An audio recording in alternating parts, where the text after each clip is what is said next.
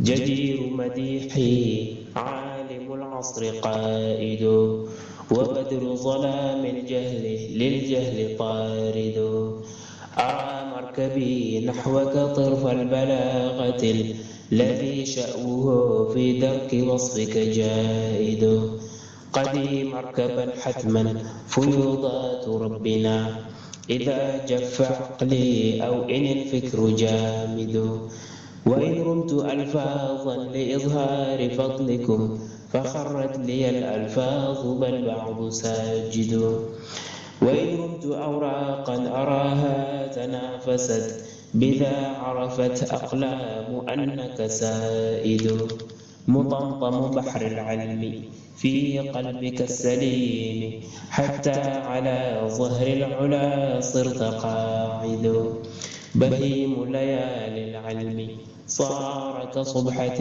لتبيانكم غرا وحتى الأساود فتاويك قار للمسائل مطفئ صلاء لها للجاهلين مرافد. بسم الله الرحمن الرحيم الحمد لله رب العالمين والصلاة والسلام على أشرف المرسلين سيد الأولين والآخرين سيدنا وحبيبنا وشفيعنا ونبينا ومولانا محمد وعلى آله وصحبه أجمعين ورضي الله تبارك وتعالى عن قطب العارفين وإمام الصديقين أبي العباس أحمد بن محمد التجاني وخلفائه المهتدين وأهل طريقته الفائزين الرابحين. أما بعد، قال السيدي العلامة العارف بالله الشيخ الأكبر والكبريت الأحمر والمجاهد الأشهر شيخ سيدي الحاج عمر ابن سعيد الفوتي الطوري الغدوي رضي الله تعالى عنه وأرضاه وعنا به في كتابه النفيس رماح حزب الرحيم على نحور حزب الرجيم بالإسناد المتصل في أول الكتاب إليه، والفصل الثالث والأربعون في بيان سبب تسمية طريقتنا هذه الطريقة الأحمدية المحمدية الإبراهيمية الحنفية التجانية إلى آخره. Donc nous étions toujours sur l'énumération des chapitres de ce livre. Cheikh Seydi El Hadji Omar ibn Saïd radiyallahu ta'ala anhu donc a fait de ce livre, ou bien a partagé ce livre en 55 chapitres avec une introduction et une conclusion. Et nous étions arrivés donc au terme du 42e chapitre sur l'énumération. C'est donc la nomination, ou plutôt le fait de la mention de quelques objectifs ou quelques fins sur lesquels les zikrs de la tariqa sont bâtis, comme nous l'avions vu lors de la séance précédente. Donc il y a un objectif clair et bien défini qu'on doit se mettre quand on commence à faire le zikr. Voilà. Et donc voilà, déjà se démunir ou bien se débarrasser de Satan et de tout ce qui est relatif à lui, aller vers Allah subhanahu wa ta'ala à travers la Fatiha, et donc dans le chemin demander à Allah subhanahu wa ta'ala qu'il nous guide par Ihdina Sirat al-Mustaqim. Et donc les istighfar permettent de se débarrasser de toute souillure personnelle et individuelle.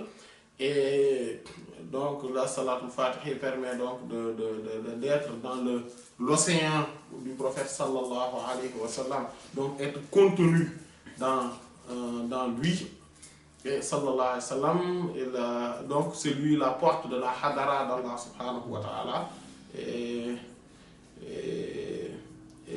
donc dans la hadara il y a la ilaha illallah, et ainsi de suite, comme nous l'avions vu lors de la séance précédente. Nous allons en revenir, Inch'Allah ta'ala, si Allah subhanahu wa ta'ala nous permet d'arriver sur ce chapitre, qu'Allah subhanahu wa ta'ala nous le facilite. Wal faslu salis wal arba'un. Le chapitre 43. Fi bayani Cheikh Omar radiyallahu ta'ala nous dit que je l'ai rédigé fi bayani pour clarifier, pour la clarification ou la notification de sabab, de la cause, de la raison, de tasmiyat, de la nomination, tariqatina, de notre voie, hadihi, si, de notre voie, si. At-tariqatul ahmadiyya, donc de la voie ahmadienne, al-muhammadiyya, muhammadienne, al-ibrahimiyya, ibrahimique, al-hanifiyya, orthodoxe, loin, exclusive à Allah subhanahu wa ta'ala et loin de tout ce qui n'est pas lui. At-tijaniya, tijani. Donc, pourquoi notre tariqa a tous ces rangs? Voilà. Parce que on sait que le fait qu'il y a plusieurs noms pour une seule chose, cela montre la grandeur et l'importance de ce nom. Voilà, c'est pour ça le professeur est méritant. Voilà, vu qu'il a plusieurs noms, il a voilà, plusieurs titres à la fois. Voilà, le président. Voilà, donc en fait, donc si on a plusieurs noms, cela montre son importance, cela montre sa grandeur, cela montre sa supériorité, sa précédence, sa primauté.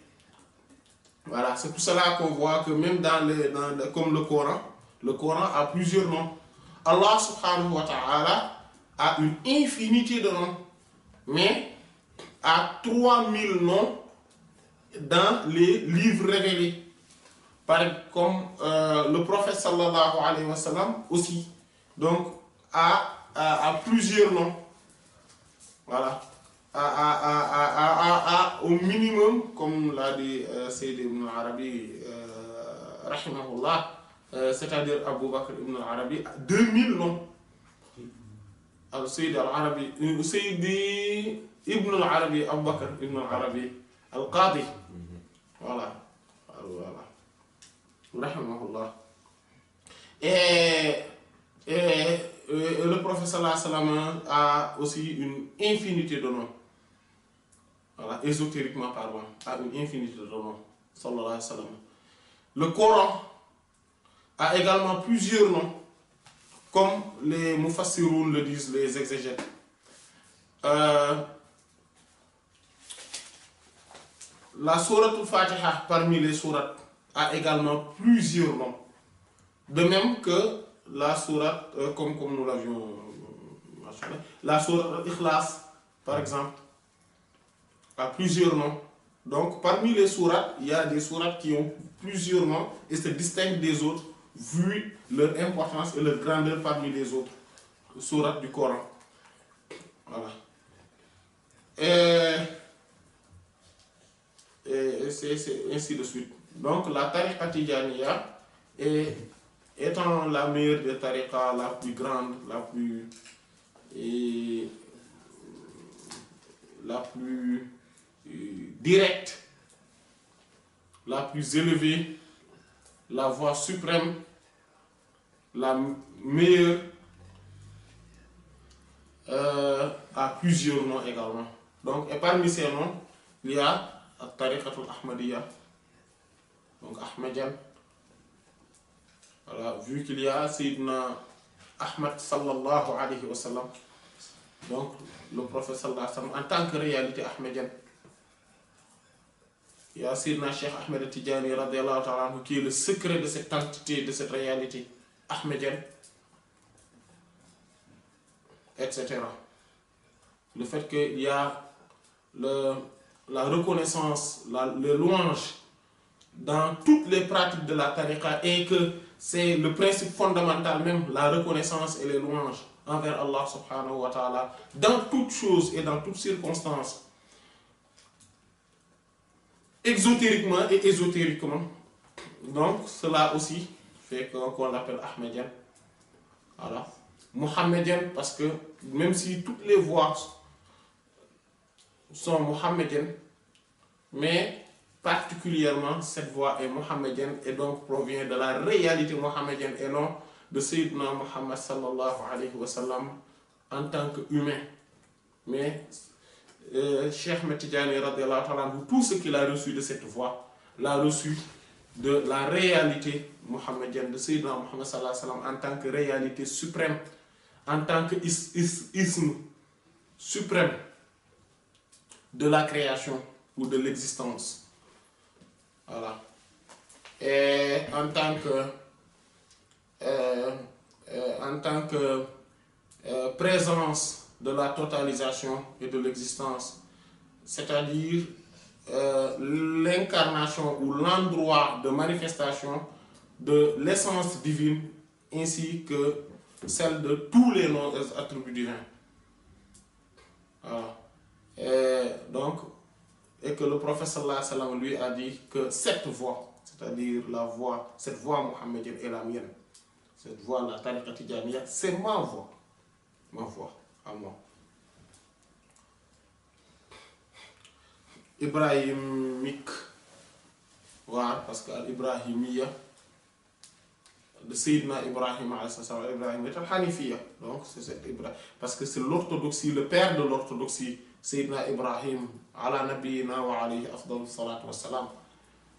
Voilà, l'incarnation de cela, et donc tout cet héritage s'est retrouvé sur Cheikhna Ahmed Tidjani radiyallahu ta'ala anhu wa anna bihim. Donc ce qui fait que cette voix aussi est ibrahimique et que le prophète sallallahu alayhi wa sallam, Sayyidina Ibrahim alayhi salam étant donc le père des prophètes exotériquement, le Sayyidina Muhammad sallallahu alayhi wa sallam étant le père des prophètes, le père des envoyés et messagers, le père des pères, voilà, sallallahu alayhi wa sallam. Et donc Sayyidina Muhammad sallallahu alayhi wa sallam étant donc celui-ci, donc a regroupé également tout ce qui est ibrahimique, et comme Sayyidina Ibrahim alayhi salam est l'incarnation par excellence de l'orthodoxie, et la tariqa donc est appelée ibrahimique. Mais également Sayyidina Ibrahim alayhi salatu wa salam a eu des attitudes lors dans sa vie. Par exemple, le fait de délaisser le monde entier, tout entier, de faire l'exode vers Allah subhanahu wa ta'ala, et strictement vers Allah auprès de sa maison. Et ainsi, Cheikh Ahmed Tidjani radiyallahu ta'ala nous éduque ses disciples dans cette voie.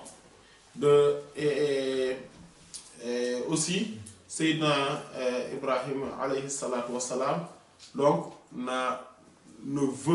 ne s'est dirigé que vers Allah subhanahu wa ta'ala, jusqu'à même quand on le jetait dans le feu, Sayyidina Jibril alayhi salam est venu lui dire que voilà, Allah subhanahu wa ta'ala a ordonné au vent, à tout ce qui existe pour qu'il puisse éteindre le feu. Et aussi, si vous le désirez, je suis là pour pouvoir vous donner de l'aide. Il lui a dit, mais est-ce que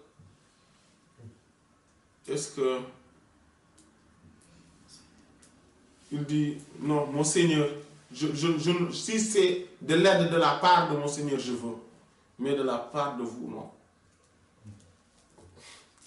Sayyidina Jibril alayhi salam lui dit, alors donc, implorez votre Seigneur. Il lui dit, ilmuhu bihali yakfini. Sa connaissance de mon état me suffit. Il dit, hasbi Allah, la ilaha illahu alayhi tawakkaltu, ou bien hasbi Allah wa ni'mal wakil. C'est pour cela que quand le prophète sallallahu alayhi wa sallam, les gens de Uhud avaient dit, quand on les avait informés que Abu Sufyan, Sayyidina Abu Sufyan radiyallahu anhu, donc qui à l'époque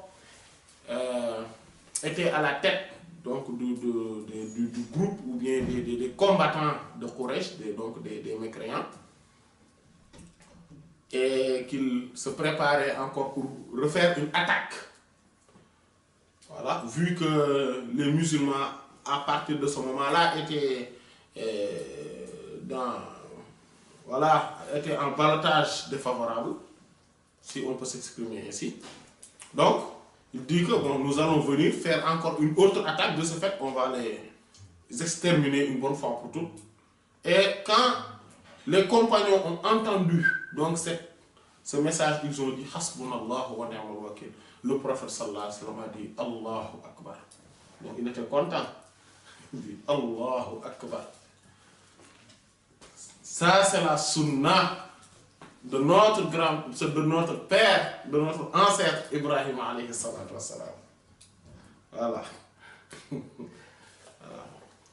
Le fait de se réfugier que vers Allah subhanahu wa ta'ala et de le considérer comme étant garant ultime et seul garant. Voilà. Lui, se remettre totalement à lui. Avoir une confiance inconditionnelle en lui. Voilà.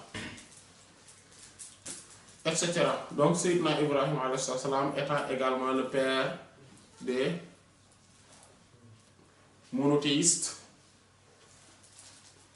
Sayyidul Muwahhidin, le père de tous ceux qui incarnent les sciences de l'unitude. Sayyidina Ibrahim alayhi salatu wa salam, et donc la tariqa aussi est ibrahimique pour cela. Donc Hanifiye. Donc, parce que incarnant l'orthodoxie par excellence, Sayyidina Ibrahim alayhi salatu wa salam. Donc, cette tariqa est entre autres, donc cette Tijaniya, parce qu'on l'a donné à Cheikh Ahmed Tijani, radiyallahu ta'ala anhu, wa ardahu anna bihi. Et donc, qui lui est la couronne des saints. Voilà. Donc, cette tariqa également est la couronne des tariqas, des voies. Le prophète sallallahu alayhi wa sallam, donc, c'est pour cela que chaque disciple Tijani a au-dessus de sa tête une couronne ésotérique en lumière où c'est écrit At-Tariqatu Tijaniya man sha'uha al-haqiqatu muhammadiyya. La voie Tijaniya a pour source directe la réalité mohammedienne. Et cette lumière est directement, cette couronne de lumière est directement prise de la haqiqatu muhammadiyya, Taj. Voilà, Taj. Voilà. Voilà. Directement de la réalité mohammedienne. Sallallahu alayhi wa sallam. Qu'Allah nous fasse bénéficier, qu'Allah nous fasse partie de cette tariqa et nous fasse bénéficier pleinement des secrets, des lumières, des dons, des réalités, des flux et afflux et influx,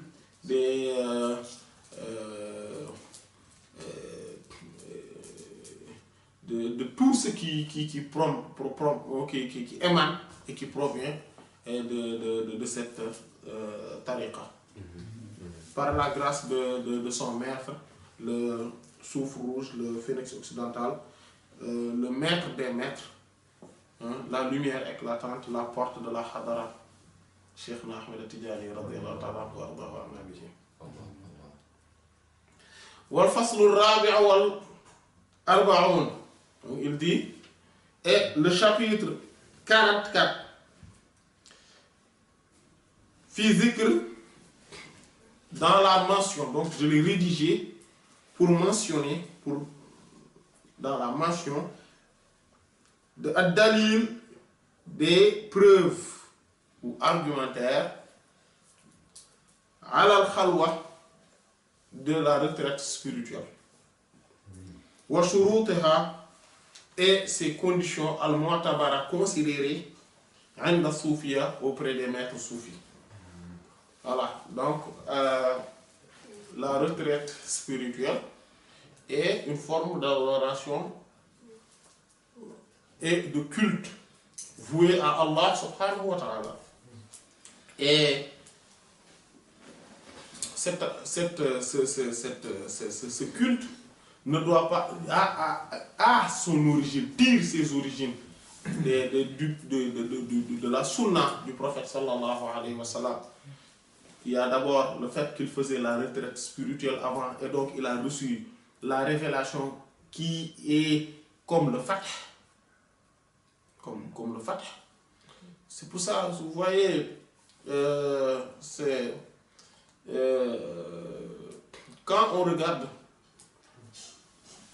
des livres de la sunna du prophète sallallahu alayhi wa sallam, mais notamment le Sahih de l'imam al-Bukhari, rahimahullah, on voit qu'il a échelonné, ou bien qu'il a mis en place les chapitres et sous-chapitres selon aussi une vision soufite des choses. Cela peut être, comment ça s'appelle,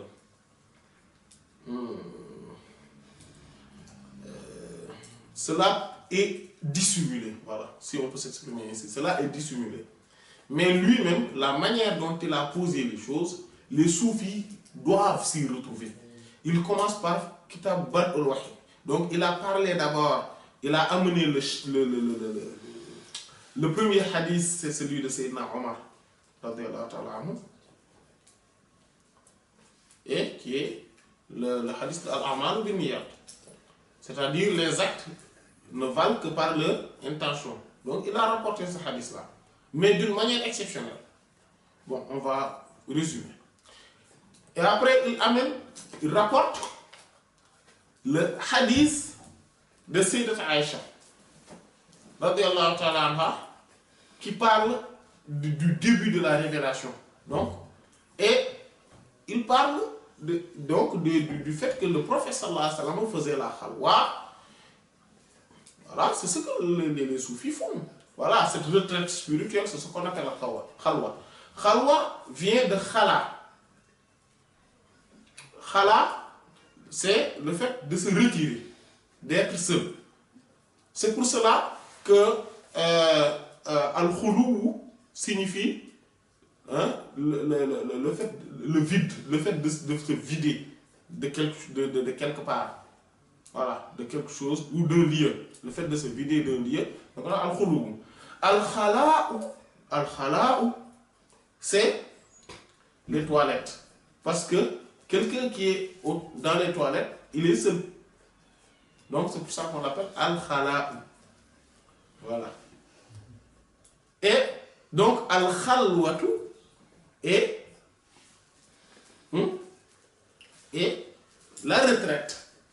Voilà. Maintenant, donc il y a al-khalwatu. Donc quiconque est dans une retraite, c'est-à-dire que s'isole, est dans une khalwa. Et le contraire de la khalwa, c'est ce qu'on appelle al-jalwa. Voilà. C'est pour cela qu'on appelle aussi at-takhalli.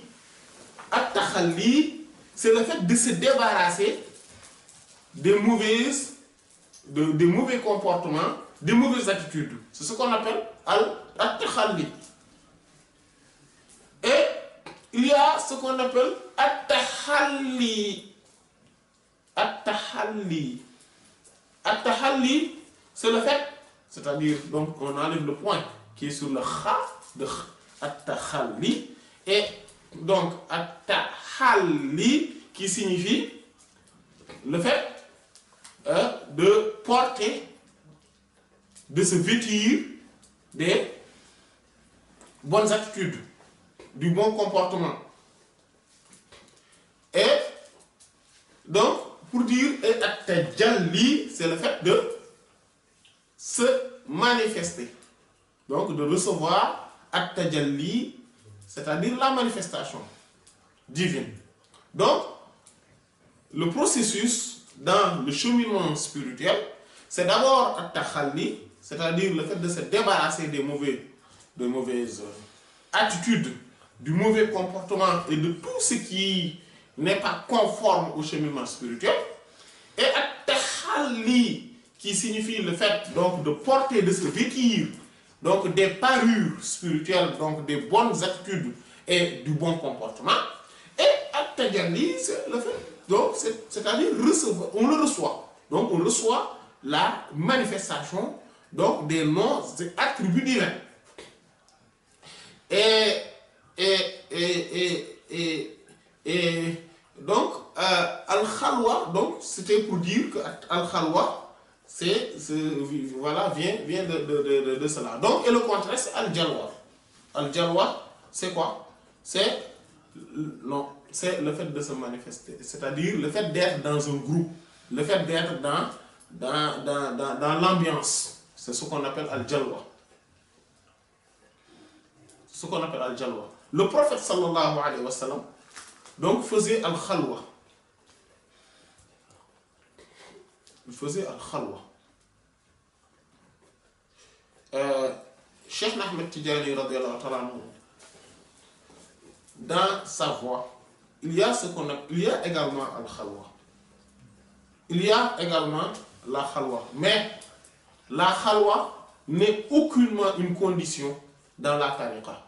Elle n'est aucunement une condition pour la réalisation spirituelle parfaite, accomplie et pleine.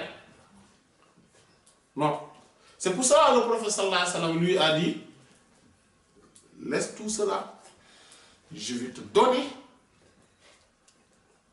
ce que je te donne là. Si tu le tiens, si tu le prends, tu vas arriver jusqu'aux hautes sphères spirituelles qui t'est destinées, qui te sont destinées. Et tu n'auras plus à avoir de la peine, ni des difficultés, ni des efforts à fournir, ni de la khalwa, donc ni de retraite spirituelle, ni même d'une isolation. Tu n'as pas besoin de t'isoler des groupes. Tu restes dans l'ambiance, dans la société. Tu vis normalement comme étant un citadin et un citoyen qui participe totalement dans tout ce qui se passe dans le pays, et en même temps, tu vas avoir la plénitude de la réalisation spirituelle.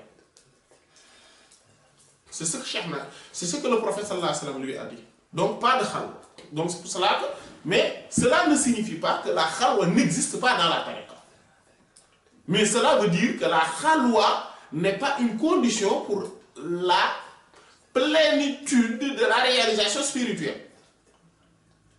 Et encore, Cheikh Ahmed Tidjani radiyallahu ta'ala nous a éduqués, parce que le prophète sallallahu alayhi wa sallam l'a éduqué également de cette manière, comme lui-même a éduqué ses compagnons radiyallahu ta'ala anhum, al-ashab kiram radiyallahu anhum ajma'in,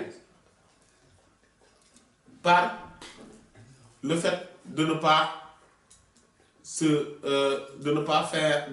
retirer de la société, d'être dans l'ambiance des sociétés modernes, si on peut s'exprimer ainsi, ou en tout cas d'être un citoyen complet, parfait, être dans la vie normale, quotidienne, celui de tout le monde extérieurement, mais que intérieurement, on est dans une retraite spirituelle. C'est pour cela que les compagnons radiyallahu anhum, on ne rapporte pas d'eux qu'ils faisaient de la khalwa, mais c'est parce que, aussi, comme le prophète sallallahu alayhi wa sallam, comme le prophète sallallahu alayhi wa sallam a éduqué Cheikh Tidjani radiyallahu anhu, et lui-même a éduqué ses compagnons de cette manière, khalwatuhum fi jalwatihim. Leur khalwa, leur retraite spirituelle est dans le fait qu'ils étaient dans l'ambiance, dans la société. Ils sont avec les gens extérieurement, donc leur zahir, c'est-à-dire leur aspect extérieur, est avec les créatures, alors que leur aspect intérieur est strictement avec Allah. Donc ils sont dans la khalwa au moment même où ils sont dans la société et ils sont dans l'ambiance et ils sont avec les gens. Donc ils réalisent en même temps et simultanément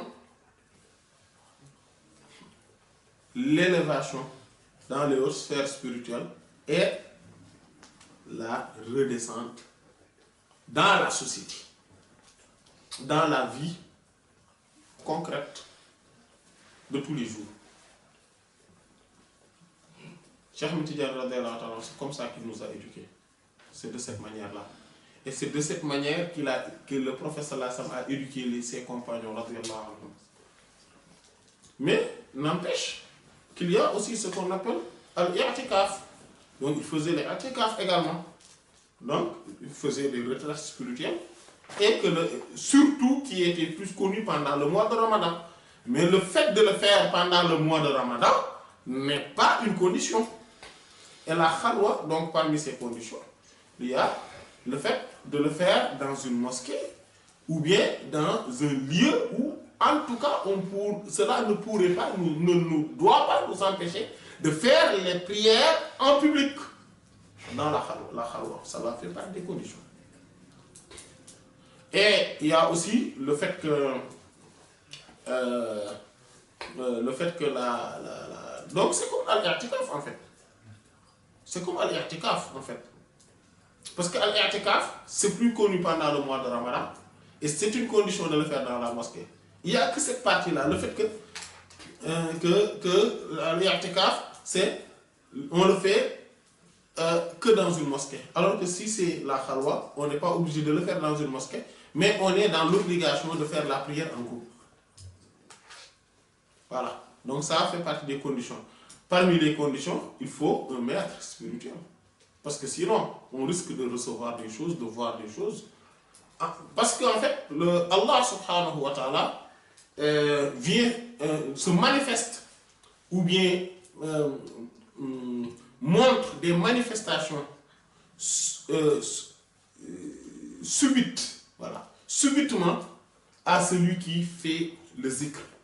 Et donc, s'il n'avait pas donc le izn, c'est-à-dire que cette autorisation spéciale et spécifique pour le faire, de la part d'un maître connecté et accompli, ce qui risque, c'est que quand les manifestations arrivent, quand il voit des choses, mais subitement, il va avoir peur.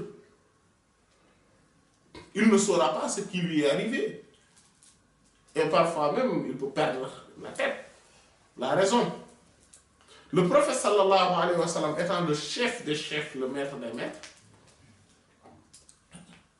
quand il a vu subitement Sayyidina Jibril alayhi salatu wa sallam, et pourtant, il l'avait vu en rêve plusieurs fois. Il l'avait vu en rêve plusieurs fois. Mais c'était la première fois qu'il le voit en état d'éveil.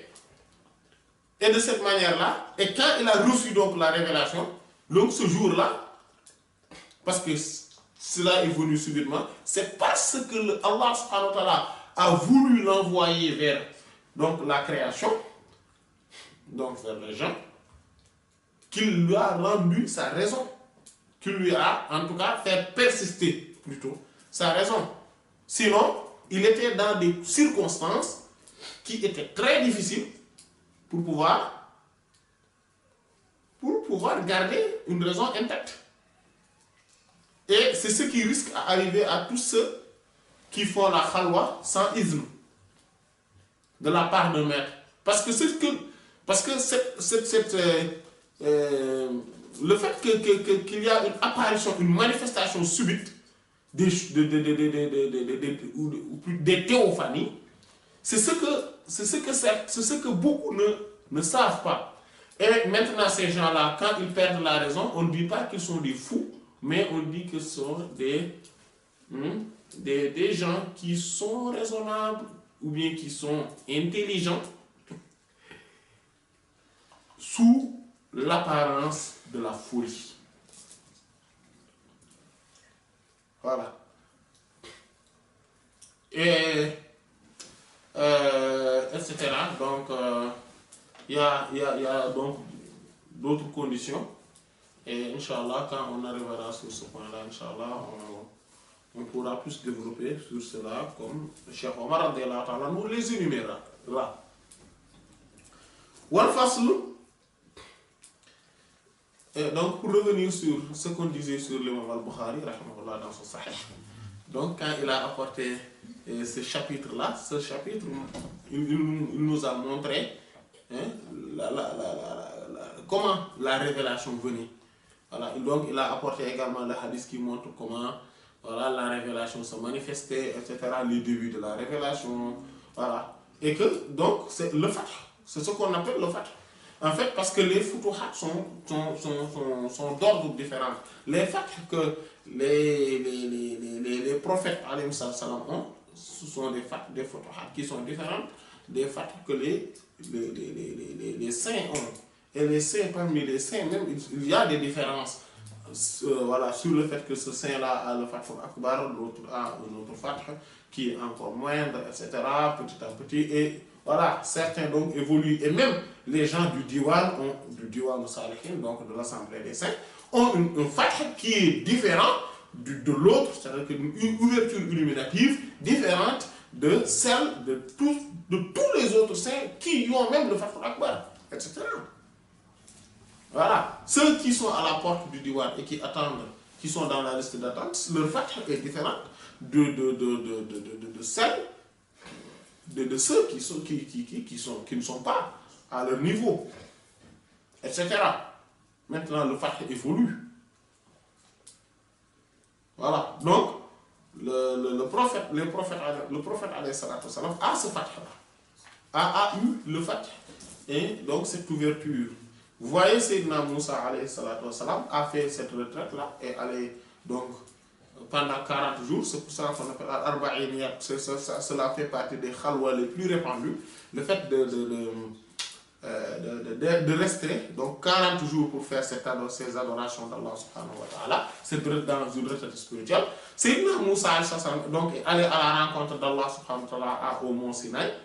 Et quand il a eu donc cette théophanie, cette manifestation même qu'Allah subhanahu wa ta'ala a fait sur la montagne, et lui, quand il a vu l'effet, il s'est terrassé. Cela l'a terrassé. Et vous voyez, voilà. Et donc, mais Allah subhanahu wa ta'ala l'a relevé.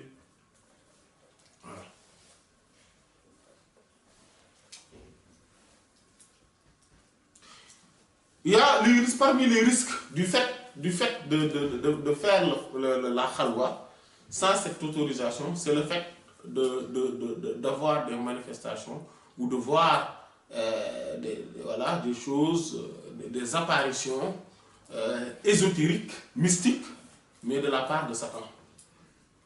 Et qu'on pense qu'on a reçu de la part d'Allah subhanahu wa ta'ala. Voilà. Comme un parmi les saints, ou bien en tout cas un parmi les maîtres, avait un disciple qui était qui est entré en khalwa, donc a fait une retraite spirituelle. Et quand il est sorti de cette retraite spirituelle, il a commencé à écrire des livres sur la ma'rifa, sur la connaissance gnostique, voilà, la connaissance mystique et spirituelle. Et quand il a donc fini de rédiger le livre, il l'a montré à son maître. Il lui a dit que j'étais en khalwa, j'ai vu Sayyidina Khadir, alayhi salam, qui m'a demandé d'ouvrir la bouche. Quand j'ai ouvert, il a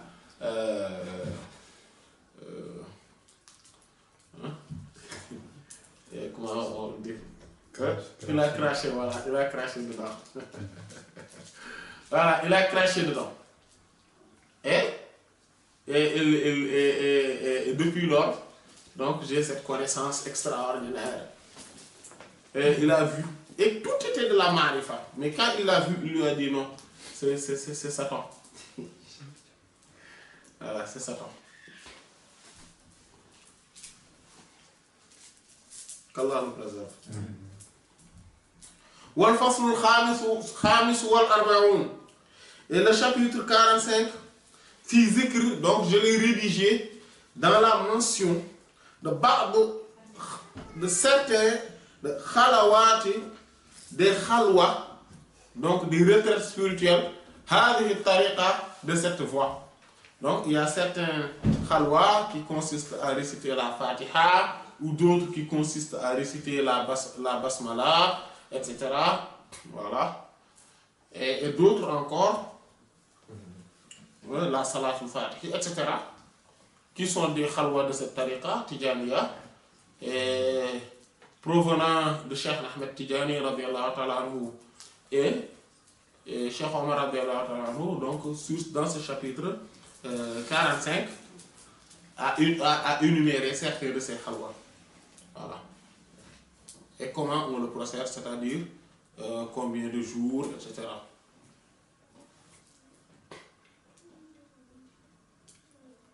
Voilà. Donc cela montre que dans la tariqa, il y a bien, bel et bien de la khalwa, de la retraite spirituelle. Mais que ces retraites spirituelles sont surérogatoires. Et même pour la réalisation de la plénitude, pour la plénitude, l'accomplissement de la réalisation spirituelle sont surérogatoires. Ces khalwa sont surérogatoires, ces retraites spirituelles. Voilà. Quand on le fait juste pour manifester sa reconnaissance envers Allah subhanahu wa ta'ala. C'est dans la maqama de awal afala akuna abdan shakura. C'est dans cette station-là que le prophète sallallahu alayhi wa sallam a incarné de la manière la plus parfaite en disant: ne serais-je pas un serviteur reconnaissant? Voilà. Donc, c'est lorsqu'il faisait c'est ce hadith très connu, hein? Voilà. Quand il faisait ses prières de nuit, donc jusqu'à ce que ses jambes et ses genoux soient gonflés. Quand on lui a dit: mais pourquoi tout cela, tout cet effort, alors que Allah subhanahu wa ta'ala vous a pardonné tout ce qui est précédent et tout ce qui va venir? Vous avez l'assurance la plus totale, la plus parfaite possible. Il dit: ne serais-je pas un serviteur reconnaissant? Les disciples de Cheikh Ahmed Tijani radiyallahu ta'ala anhu ont hérité cette station spirituelle du prophète sallallahu alayhi wa sallam. C'est pour cela que tout ce qu'ils font, parce que tout leur est garanti, tout leur est garanti. Donc tout ce qu'ils font, ils doivent le faire en ayant conscience de cela. Voilà. Voilà. Pourquoi être le plus fainéant? Pourquoi être le plus nonchalant? Pourquoi être toujours le dernier dans les actes d'adoration, de culte, de servitude?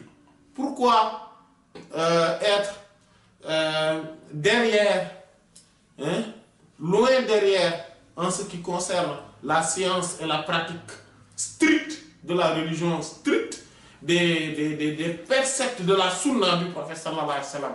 Pourquoi être derrière? Pourquoi ne pas être toujours au premier plan quand il s'agit du zikr, quand il s'agit du bon comportement, quand il s'agit de se conformer au Coran et à la sunna du prophète sallallahu alayhi wa sallam, et d'être dans la pratique, voilà, perpétuelle? Pourquoi ne pas être au premier plan dans tout cela, alors qu'Allah subhanahu wa ta'ala nous a tout donné par la grâce du pôle caché, radiyallahu ta'ala anhu. Pourquoi ne serons-nous pas des serviteurs reconnaissants? Pourquoi nous ne manifestons pas cette reconnaissance? On doit manifester cette reconnaissance, qu'Allah subhanahu wa ta'ala fasse de nous des serviteurs reconnaissants, à l'image du prophète sallallahu alayhi wa sallam. Wal fasl, le chapitre as-sadis wal arba'un, 46, donc le 46e chapitre. il dit que je l'ai rédigé fil jawabi pour la réponse anhu de sa part, ou bien pour prendre sa défense. Lui, Cheikh Ahmed Tidjani, radiyallahu, qu'Allah soit satisfait, ta'ala, exalté soit-il anhu de lui.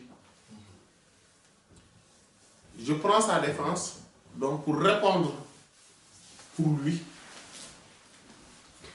fi masail sur des questions, donc des questions juridiques, des sujets mutafarriqa différents.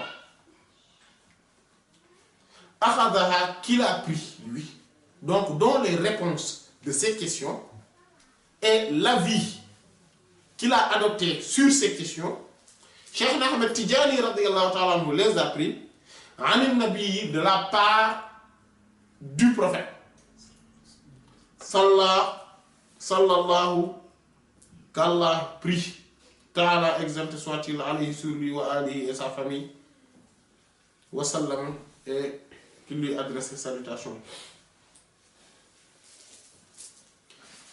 Shafahan, directement, donc il n'y a pas de dit il n'y a pas d'intermédiaire entre lui et le prophète sallallahu alayhi wa sallam quand le prophète sallallahu alayhi wa sallam lui donnait ses avis sur ces questions juridiques.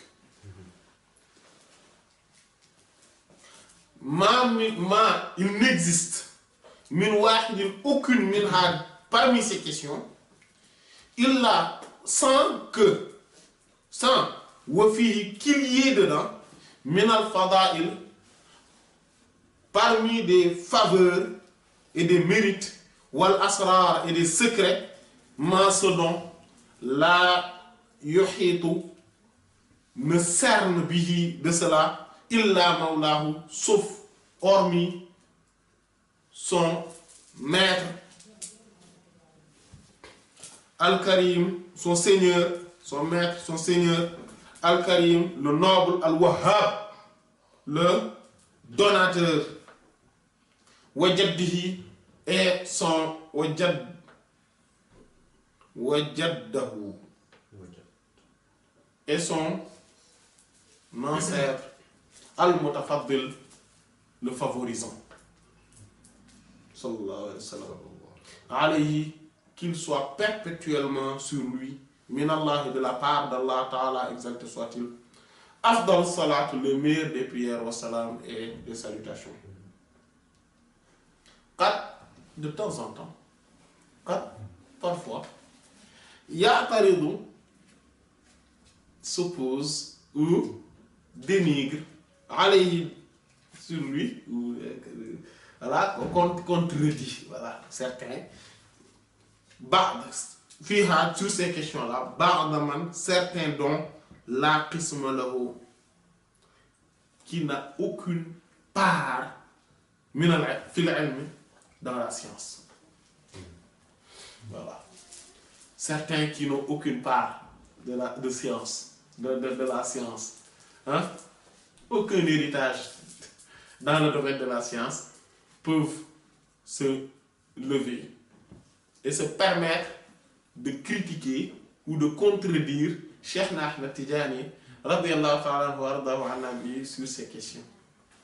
Pourquoi? Parce que pour la plupart de ces questions, la différence, en fait, pourquoi il y a certains qui le critiquent? Parce que souvent, ce sont des questions, Cheikh Ahmed Tidjani radiyallahu ta'ala était connu comme étant Maliki al-Mazhab. Voilà. Comme étant dans le Mazhab Maliki. Mais nous l'avions vu dans le chapitre 7, 8, 9, 10 et 11. Voilà, sur ce chapitre-là, il a déjà explicité le fait, le comportement qu'on doit avoir par rapport à ces savants, par rapport aux saints, quand ils divergent de certains, voilà, quand ils n'ont pas le même avis juridique que tel ou tel mazhab. Et que Allah subhanahu wa ta'ala ne nous oblige pas à prendre un mazhab, il nous a juste obligés de suivre le prophète sallallahu alayhi wa sallam, etc. Mais comme, et puis, dans ces chapitres aussi, il y avait l'incitation au respect de la divergence entre les savants. Et voilà, de ne pas se précipiter et se permettre de critiquer qui que ce soit pour une chose dont il n'y a pas clairement un texte sacré, c'est-à-dire le Coran et la Sunna du professeur qui a été clair sur ce sujet-là, ou bien qu'il y ait ijma', c'est-à-dire consensus communautaire sur cette question. Voilà. Et on ne doit pas se permettre de le faire. Maintenant, quelqu'un qui se permet de prendre un savant, parce qu'il faut savoir que Cheikh Ahmed Tidiane, radiyallahu ta'ala, n'était pas seulement ce que nous, on peut dire que tel est un wali. Parce que souvent, on a eu tendance à penser, surtout maintenant, en tout cas dans certaines sociétés, comme la nôtre, à penser que quelqu'un qui est un grand wali est juste un grand wali.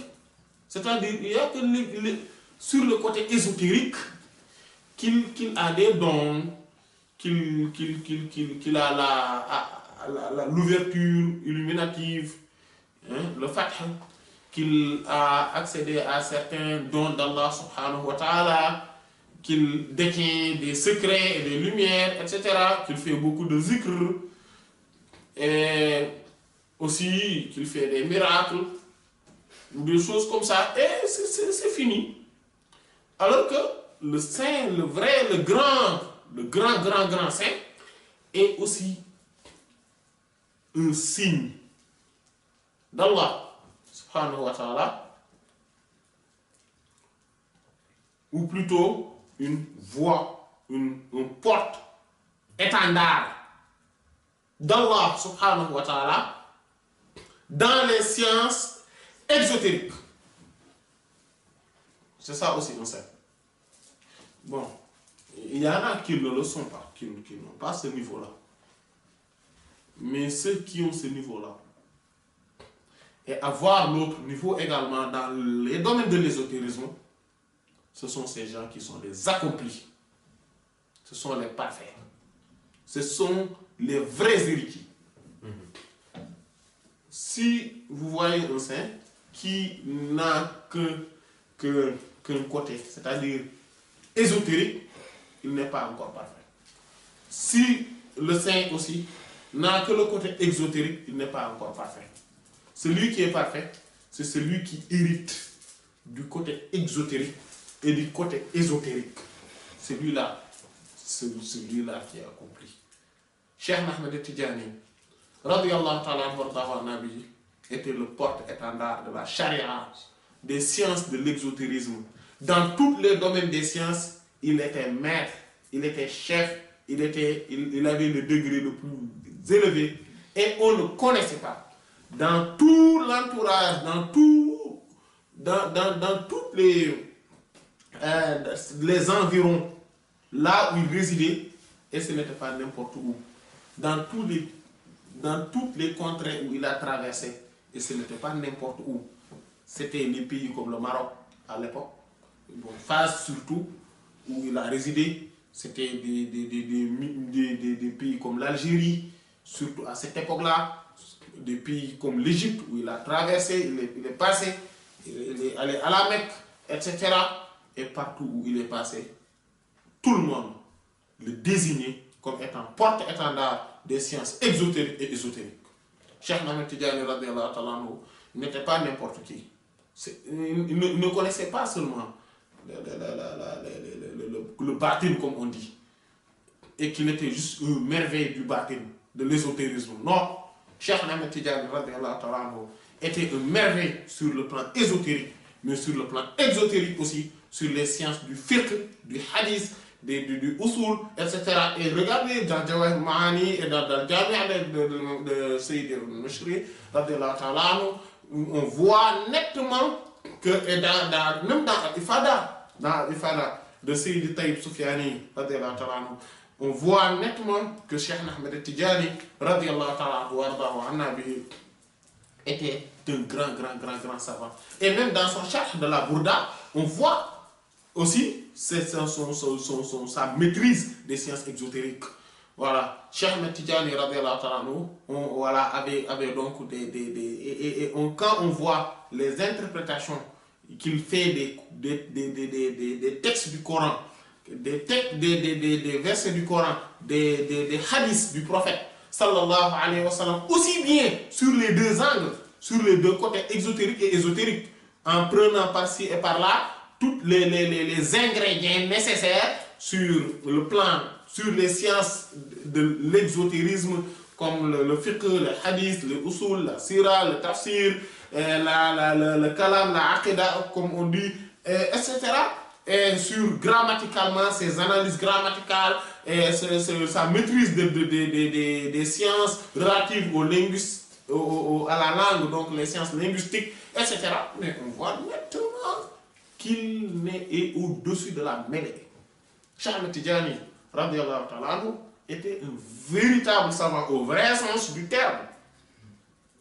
Voilà. Et toutes les biographies que les non-Tidjani ont fait de lui montrent qui il était. Voilà. Et en dehors de tout cela, ses disciples, quand on voit bien ses disciples, on voit que ceux qui étaient ses disciples n'étaient pas n'importe qui. Il faudrait ça. Parce que, en fait, il faudrait qu'on mesure l'ampleur de l'affaire. Il faudrait qu'on le mesure. Il y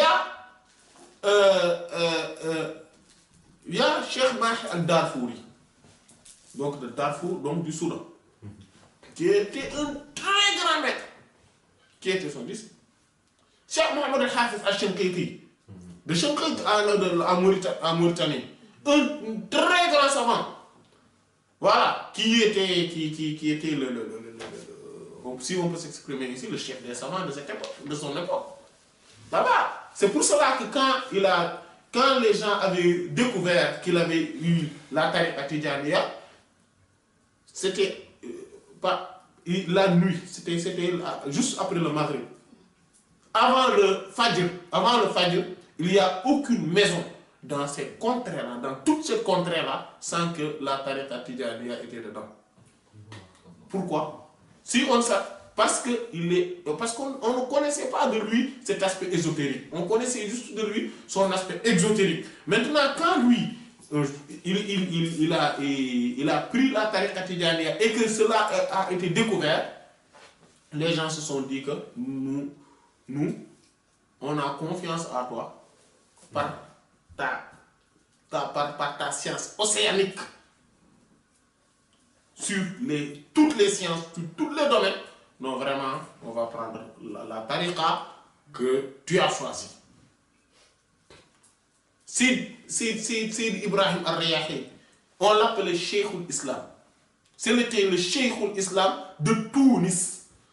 Donc, en Tunisie, c'était le grand savant, le grand faqih maliki surtout, mais aussi dans toutes les sciences, de telle sorte qu'on le nominait Cheikhul Islam. C'est pas comme aujourd'hui.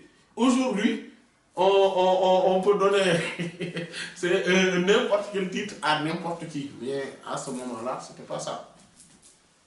Si on voit des gens, Cheikh Mohamed Ghali Abu Talib, radiyallahu ta'ala anhu, Seydi Ali al-Harazim, Seydi Abu Nasr al-Alawi, Seydi Taïb Soufiani, Seydi Mohamed ibn Bishri.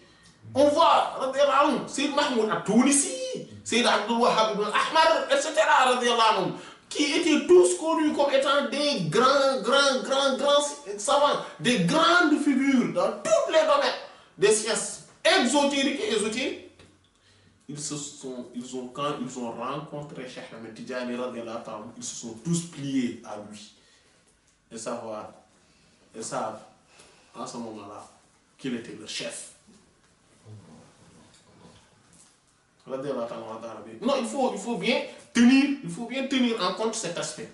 Quand on parle de Cheikh Ahmed Tidjani, il faut tenir en compte cet aspect. Ces fatwas et ces avis juridiques, ont été rapportés, même si on n'a pas tout rapporté de lui, parce que aussi, il faut savoir que c'était des savants qui étaient auprès de lui. ses disciples étaient des savants, des grands savants. Donc, ils n'avaient pas plutôt besoin de rapporter des fatwas de lui. Et malgré cela, ils ont rapporté quand même quelques fatwas de lui. Et ils ont rapporté beaucoup de fatwas. Dans Jawahir al-Ma'ani, il y a une part entière sur les questions juridiques, les questions de fiqh, où il y avait beaucoup de divergences, beaucoup de questionnements.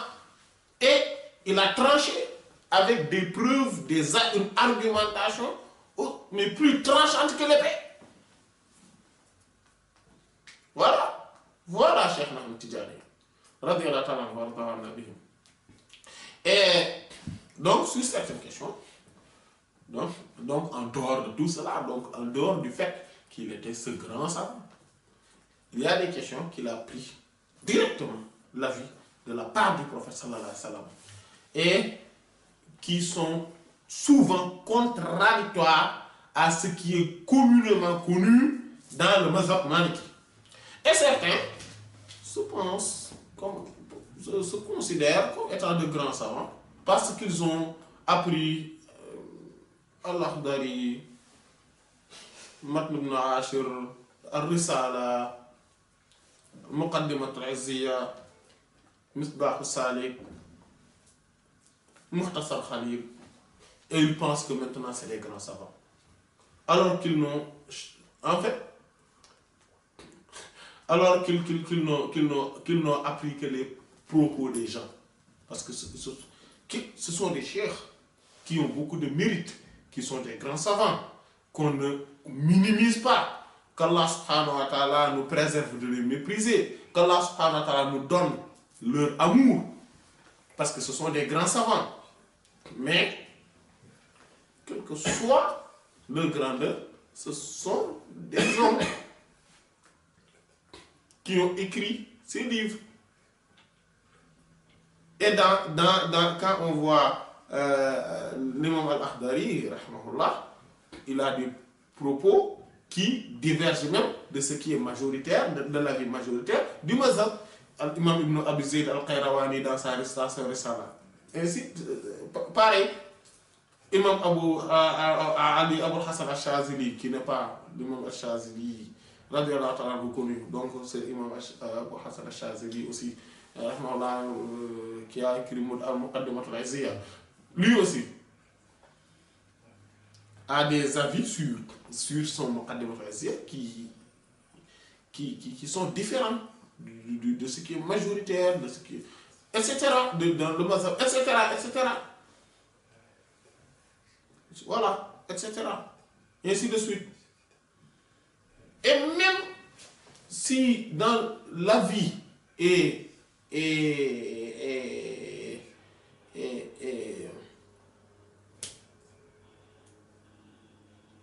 même si la vie dans le mazhab, même si la vie n'est pas majoritaire, ou bien plutôt est majoritaire, un propos est majoritaire dans cet avis, dans le mazhab, cela ne veut pas dire que ce sont les propos du prophète.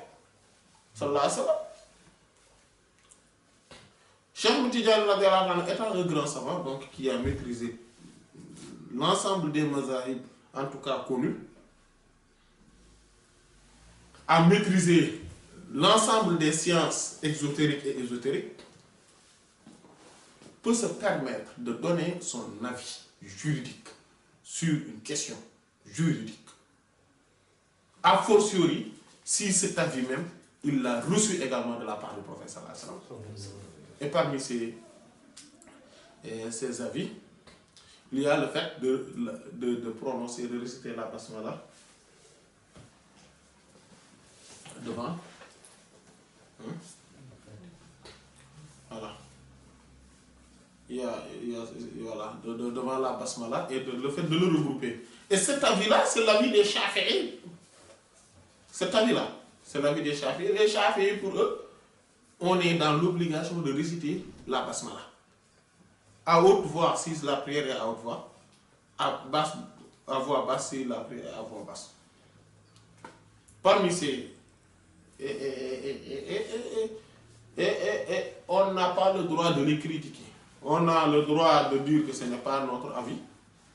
On a le droit d'avoir un autre avis, mais ce n'est pas... on n'a pas le droit de critiquer leur avis. Et même maintenant, si on regarde bien, c'est aussi cet avis-là, c'est l'avis de presque l'ensemble des saints, des grands saints. Cheikh Abdou Aziz Dabakh radiyallahu ta'ala anhu, et pourtant est Maliki lui aussi, mais a dit que il n'est pas opportun de délaisser la basmala dans la récitation. Sayyidi Muhyiddin Ibn Arabi, dans son Futuhat al-Makkiyya, et pourtant est Zahiri, et qu'ils ne le font pas, lui est d'avis qu'il faut réciter la basmala, etc., etc., etc. Et d'ailleurs, même Cheikh Ahmadou Bamba radiyallahu ta'ala anhu le réciter. Cependant, le fait qu'il dit que sur la question de la basmala, je vous recommande de suivre le mazhab maliki, c'est-à-dire de ne pas de ce qui est connu dans le mazhab maliki. Cela ne veut pas dire qu'il incitait aux gens de suivre, de ne pas suivre, de ne pas dire la basmala à haute voix. Parce que dans ces propos rapportés, dans ces propos-là, il n'y a rien qui montre qu'il veut dire que, écoutez, ne le récitez pas. Non. Parce que c'est juste que lui, s'il choisit de le faire, parce qu'il faudrait voir aussi, parce qu'à l'époque où il le disait, c'était une époque où, en tout cas là où résidaient ses disciples majoritairement, d'ailleurs on peut même dire tous ses disciples à cette époque, c'est au Sénégal, entre le Sénégal, la Mauritanie, etc., ce sont des Malikites. Et qu'il était méconnu le fait de réciter la basmala à haute voix dans ces contrées-là. Et donc, pour ne pas amener ces divergences entre ses disciples et les autres, donc, il demandait de ne pas de suivre juste ce qui est connu. Surtout dans le milieu où résidaient ses disciples, dans le Bawol, voilà, etc. Voilà. Il y a cela. Il y a aussi le fait que cette question lui a été posée et que les autres parmi ses disciples pouvaient être... La question pouvait provenir de quelqu'un qui est parmi les amis. C'est-à-dire que parmi le commun, qui, s'il lui donne une réponse, même s'il lui disait que oui, c'est parce que la raison pour laquelle, parce qu'en fait, les gens qui ont le Fathul Akbar, pour ne pas dire tous, mais en tout cas, ceux qui sont connus, récitent la basmala à haute voix. Mais si aujourd'hui, parce qu'il y a aussi certains qui ne le récitent pas, sont des grands arifs, en fait, mais c'est pour se conformer à la masse, etc. Mais cela ne veut pas dire voilà, que c'était interdit, ils ne l'interdisent pas, et personne n'interdit également le fait de réciter la basmala à haute voix. Personne ne l'interdit. Et par exemple, Cheikh Ahmadou Bamba radiyallahu ta'ala anhu, quand il le disait, il se pourrait que celui qui a posé la question faisait partie donc des amis. Parce que s'il insistait sur cela, il n'allait pas attendre qu'on lui pose la question pour qu'il dise aux gens et réciter, réciter à basse voix. Mais on lui a adressé la question, on lui a interrogé sur la question et il a répondu. Et donc,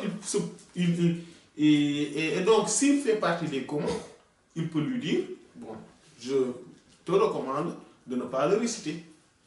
Pourquoi? Parce que de toute façon, il fait partie des communs et que l'explication pourrait être longue pour lui et peut-être même inaccessible dans sa compréhension parce qu'il ne fait pas partie des gens de la science.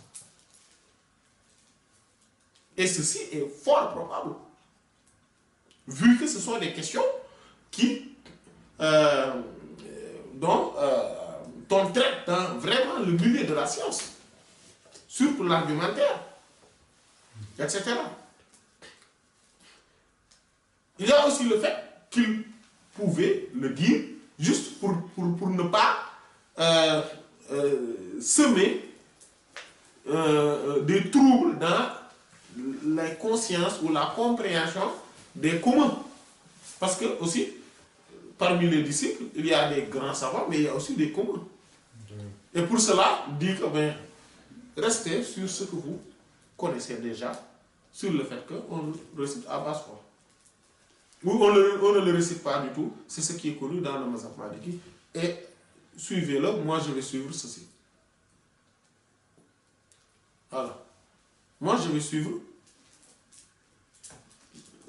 ce qui m'a été donné et ce qui m'a été enseigné par le prophète sallallahu alayhi wa sallam. Et ceci est d'une importance capitale.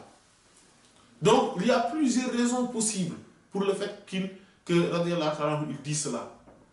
Et dans son acte, dans ses faits lui-même, il n'a pas divergé des grands saints connus. Radiyallahu anhu.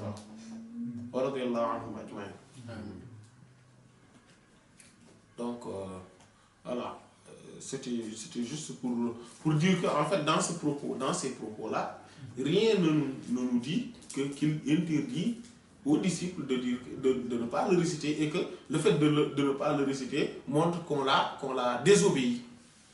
Voilà. En fait, c'est ce que je veux dire par là. Je ne veux pas dire par là qu'il l'a ordonné ou qu'il a incité les gens à le faire. Non. Je veux dire par là qu'il ne l'a pas interdit aussi. Rien ne nous montre qu'il dit aux gens que si vous ne le faites pas, si vous récitez la basmala à haute voix, vous êtes en train de me désobéir. Et ce qui montre que c'est la meilleure des choses, c'est que c'est ce qu'il fait lui-même. Voilà. Donc il y a plusieurs questions, et il y a parmi ces questions-là, il y a aussi celui du fait de donner une hadiya au prophète sallallahu alayhi wa sallam de ses actes. L'importance, ça aussi, il y a certains qui le critiquent, etc. Voilà, il y a plusieurs questions sur cela. Et donc, où Cheikh Omar a développé pour dire que voilà, je prends la défense de notre maître, Cheikh Ahmed et voilà, il n'y a rien de plus normal et de plus méritoire que de prendre la défense de son maître. Voilà. Et sur ces questions-là, et donc il a montré que, en fait, tout ce dont vous critiquez là, ou vous lui contredisez, ce sont des choses, tout simplement, ce sont des questions qui ont leur argument dans le Coran, dans la Sunna, et dans les avis des grands savants, antérieurs, ou dans nos prédécesseurs, chez nos prédécesseurs. Voilà, c'était des choses connues. Donc lui, s'il a cet avis-là, c'est un avis normal. Et que, d'ailleurs, ce qui montre que c'est le meilleur des avis, c'est telle chose. Et ce qui montre que c'est extrêmement important, c'est qu'il y a aussi des secrets derrière tout cela. Et ces secrets sont tels. Ou en tout cas, parmi ces secrets, il y a tel. Voilà. Qu'Allah donne l'amour indéfectible de notre cher Ahmed Tidiane radiyallahu anhu. Wallahu ta'ala a'lam wa sallallahu ala sayyidina Muhammad wa ala alihi wa sahbihi subhanaka rabbika ومنكركم يشقى عن الحق حائد ولله وفيض الكتم نورا أحاطكم ويسقيك أنوارا وعمت أماجد وأسراره تسري كليث لفرهد على روحك الأصفى وظلت مكائد فما كثرت إلا عليك مدائحي وما حسنت إلا عليك المحامد وما لي بقول فيك إلا شهدته شهادة حق ليس فيه زوائد زائد بل اسمك عنوان العلا فيك خالد محمد أنت المصطفى أنت عالم